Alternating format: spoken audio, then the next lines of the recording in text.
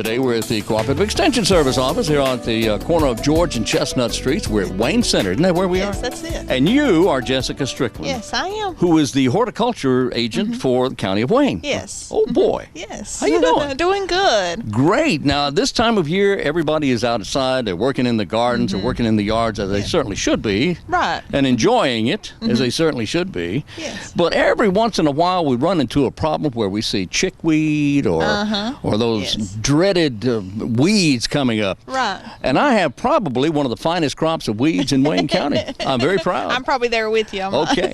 So how do we battle this, and what do we use to fight the weeds, and what kind of precautions do we need to be taking? A lot of times people will look at if they have a weed or an insect, something that's getting really out of control, they start to look for a pesticide.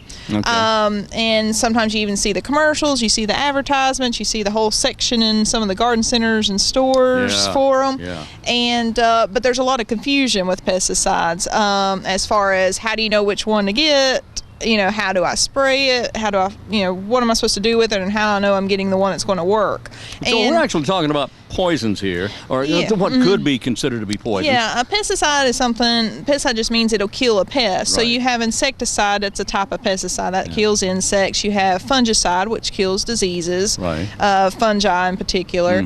And then you have herbicides, which kills weeds. So you have those, all three of those are types of pesticides. So pesticide is just a general term for anything that, any type of chemical or spray you'd use to kill something. Herbicides goes after anybody named Herb. There you Watch it. Yes. Okay, maybe not. No, it goes after weeds. Oh, it goes after weeds that are named Herb. Yeah. Okay. So what kind of precautions do we need to be taking? Well, the first thing we always recommend to people is that they get the problem identified first. A lot of times just going and grabbing something and spraying it, you might get the wrong thing. So it's really important to get it identified. Identify what weed it is, or insect, or disease. And that's where we can help, because you can bring it to our office. We can help with that. We have the Master Gardener Plant Clinic that can help with that also. So instead of going and grabbing the Roundup or the Ortho product or anything like that, just go, first of all, you have to identify it. You have to understand what the problem is and how to fight that problem, right? Yes. So you just identify it by bringing a sample of it to you. Yes. All right. Do they need to bring a sample? Can they? What if it dies before it gets to you? Can you still identify it? No, I'd probably need a fresh sample, a large enough sample. It helps to know if, like, it's an insect or disease, what plant is it on, what plant is it affecting. So it's even if you need to bring a little sample of the actual plant, if that's possible, that can help us also.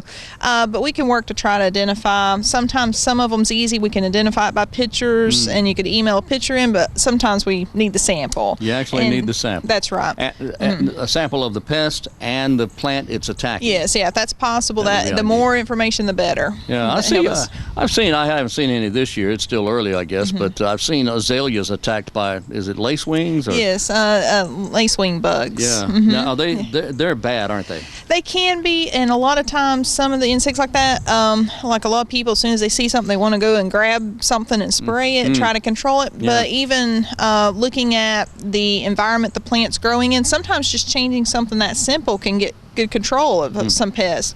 Your lacewing bugs, if your azaleas are in full sun, they're more susceptible to lacewing bugs. So if you got some filtered shade, that's a better location for azaleas. But azaleas need the sun, don't they? They can handle partial shade. They like that. Okay. They like that filtered sunlight, like under pine trees. So that's why you see them under pine trees a lot. So run out right now and buy a tree, okay? And hide that. But thinking about some things like that, sometimes there's some pests that it's just either it's too far along or it's something where some type of pesticide is not going to control it. So as people are getting more concerned about pesticides and as far as using them, it helps to use them properly and only use them when needed. And there's a lot of times that it might not be needed. Right. And there's other ways maybe to control it. And that's where it's important to first get the problem identified so you know what steps you can take. Okay. Identify the problem, number one. Yes. And then once you identify the problem, then you know how to attack it, because different methods of attackment for different problems. Yes, that's right. Sounds good. Thank you. Write that down. Okay, now what are we going to be looking at here? We're going to look at a few products here. We do. We just got some examples. This one is a type of herbicide, and what you would look for, a lot of times what we tell people, if you're looking for, we'll give you a chemical name.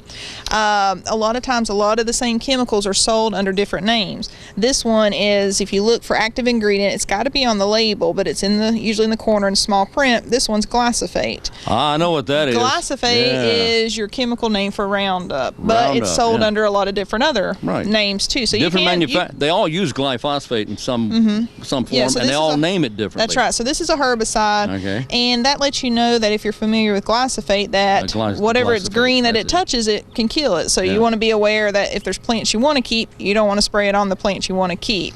So you have to be careful, with this type of product. But looking at the active ingredients important. Also looking at the warnings and the information is important, because just like with even pesticides, your household things you use in the house to clean with, same thing. They're chemicals. They have those warnings, and it's important to look at them and be familiar with them, and as far as how to best use them. And you do get a little booklet in the back that has a lot of information, but it is important to look at that. It'll give you precautionary things to look out for. Also, it'll give you information about where to use this and where not to use it. All that is very important, and it is, by law, you're supposed to follow the label program. By law, you're supposed to follow the label. Yes. Okay. If I have a weed problem and I go out and I buy this glyphosate product here, regardless of who makes it, everybody makes it, or uses it rather, everybody uses it. And if I really want to get rid of these weeds real bad, they're terrible. I got weeds all over the place. Yes. I should go ahead and if I just put on twice as much than it says, I'll be in really good shape here. They'll go boom, just like that, right? A lot of times, a lot of people feel that way. That it just put says on twice as much. Yes, it says just a small amount, maybe every week or 2 weeks, and they think, well, if I put out a little more, I'll get rid of this faster, quicker, or really get rid of it. And that's really not the case. It's just like medicine. You can have too much of a good thing, and you can put out too much, and it causes other problems, or it's not necessary to put out that much chemical in the environment to get rid of the plant. So if you have a headache, you take 2 aspirin instead of the whole bottle. It doesn't work that way, huh? Yeah, so just like medicines where you've got directions, how you're supposed to use it, how often. Same way with pesticides, that you have directions in that little book. So you do have to take the time to kind of look for that. Read the book, follow the directions. Yeah, read that booklet and see and follow the directions for how much and how often. Often these directions are so small you can't read them. They are. What's that all about? It's a lot of information that's in there, and it does. Usually it's a little book even, but it talks about how it works. I can read that, and talks about some of your tough weed controls, but then it talks about how and when to apply it. So, and even too, you've got, like here, it says apply when the weeds are actively growing and when the air temperature is above 60. So if temperature's below 60, it's not going to be effective. So you want to wait. So that's why those directions are important, because they tell you when is the best time to put it out. How do you know when they're actively growing? I mean, are they jumping around, or what? Active weeds and such as that? But they look real green. And a lot of times with weeds, it's your younger, newer weeds. That's when the best time to catch them is when they have more of that tender growth on them. Now, there's some weeds that will just die out before it gets real hot. It will. Like a good example is henbit. That's one that people seen past month or so, the purple flower. Now's not really a time to try to control it, because it's already starting to die out. When the soil temperatures come up, it's already dying out, and really if you try to control it now, you're not helping it all, because it's already dispersed its seeds. And for next year, what you're looking at is trying to get control of it before next year. Okay, do we do that with our pre-emergent and post-emergent efforts, or when do we do that? Usually it's your pre-emergent when you're talking about lawn care, that you're looking at maybe September, October. Okay, September, October, but that's when we would take care of the henbit. That's right, because you're putting it out before it germinates, so then when it does germinate, you can catch it when it's really small, and that herbicide's already ready to work. So mark on your calendar now in September or October to go ahead and plan to... Is that post-emergent or pre-emergent? Pre-emergent. Pre-emergent. Pre-emergent. I never can keep that straight. Pre-emergent's before it germinates, and then post-emergent is after it's already growing and you're trying to control it then. All right. Now, is that true for any broadleaf weed, or? It's true for most weeds, yes. All right. Stand by.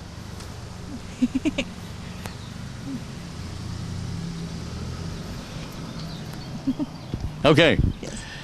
That's true for, now is that true for most broadleaf weeds or all broadleaf weeds? It is true for most weeds as far as you can choose between pre-emergent and post-emergent. Probably your weeds that are going to be harder to control is your perennial weeds. These might be like some of your wiregrass, something that keeps coming back and has a pretty intensive root system. Yeah, wiregrass. Like runners or tubers or something in the ground. Those you're probably dealing with more post-emergent because they're staying in the ground year-round and they're not reseeding themselves as much as it's just one plant that keeps spreading. Okay, so are we looking, you said September, October, is that right? Yeah, for pre-emergent, for your winter annual weeds in your lawn. And then if you have something really stubborn, then apply the post-emergent. When do you do that? That one, if you can catch the weed when it's smaller, that's the best chance to try to get it usually, for most cases. March, early April, something like that. That's right.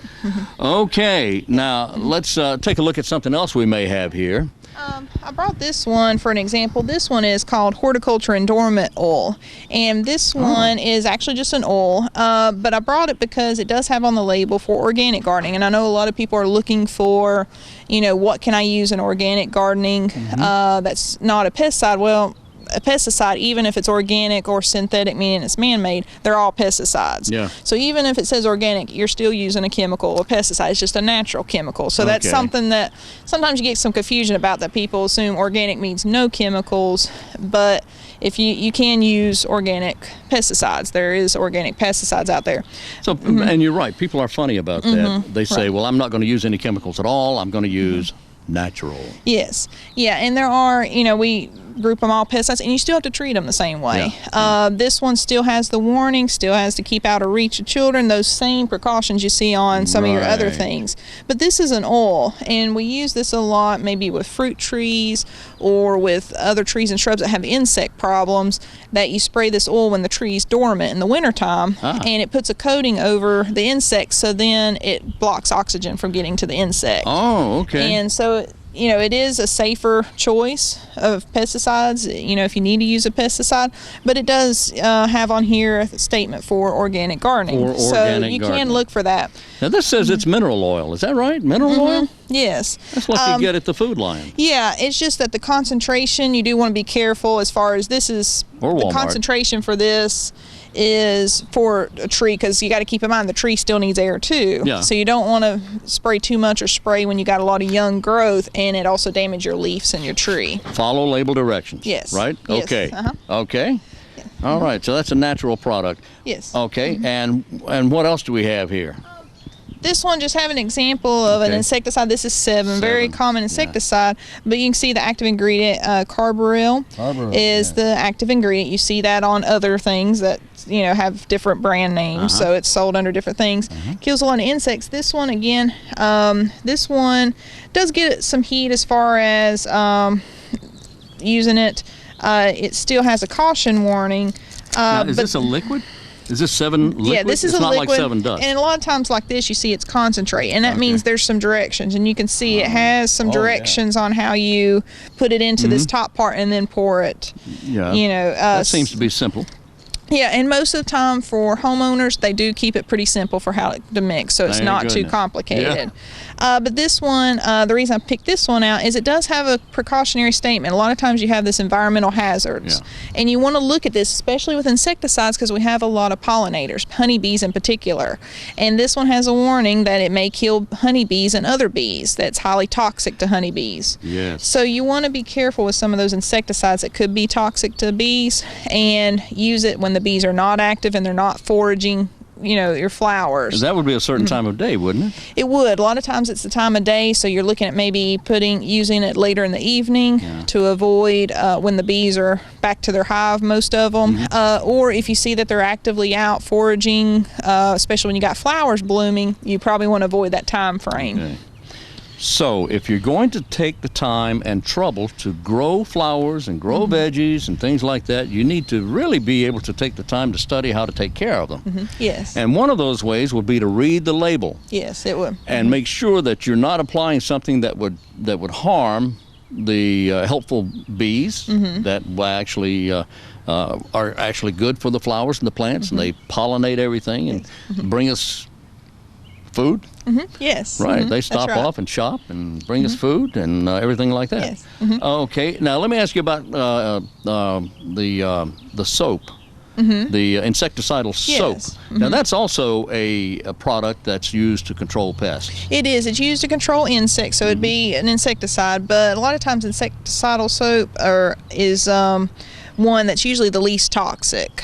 So if you're looking at and a lot of times we say that, start with something the least toxic, see if that controls, before you just jump to the strongest one. Right. Use the least toxic first and see how that works. But again, same way, even though it's just a type of soap and it's an organic option, you still have those directions as to how often to apply it and so forth. And even too, some of them have the temperature range that don't apply it when it's over a certain temperature or under a certain temperature, because it could damage your plant. So if you're wanting to use insecticidal soap, you want to start with the simplest form of insecticide. And if that doesn't work, how long does it take before you decide, hey, this didn't work, I'll try something else a little stronger? Well, there's a few things to consider there. If you're constantly having problems and always having to control, you might want to look at some other options. One is making sure the plant's as healthy as possible. Maybe the plant's in the wrong location and it's not as healthy, because pests and diseases will go to the unhealthy plants first. And so if your plant's not healthy for some reason, you're going to always battle this problem. And you may consider, okay, I need to plant it somewhere else. I need to somehow change the environment to make that plant healthier. So sometimes we say, if you're really having to constantly spray or try to deal with insects, to evaluate the situation and see, it might be that it's a plant that doesn't grow well in this area, or the soils are not up to par, may need a soil test, something like that, or to help the plant along, to help improve the plant's health. Okay, so we can always bring a sample to your office or to the Master Gardeners. Yes. Call the Master Gardeners or bring a sample to the office here. Right. And we're in the Wayne Center. And the number is? The number for our office is 919-731-1520, and then the number for the Master Gardener Plant Clinic is 919-731-1433, and they're open on Mondays and Wednesdays, 10 a.m. to 1 p.m. 731-1433. 919-731-1520. Yes. All right. Jessica Strickland of the Cooperative Extension Service, our horticulture agent for here in Wayne County, and I thank you very much. Yes, thank you. Good information. Thanks. Thank you.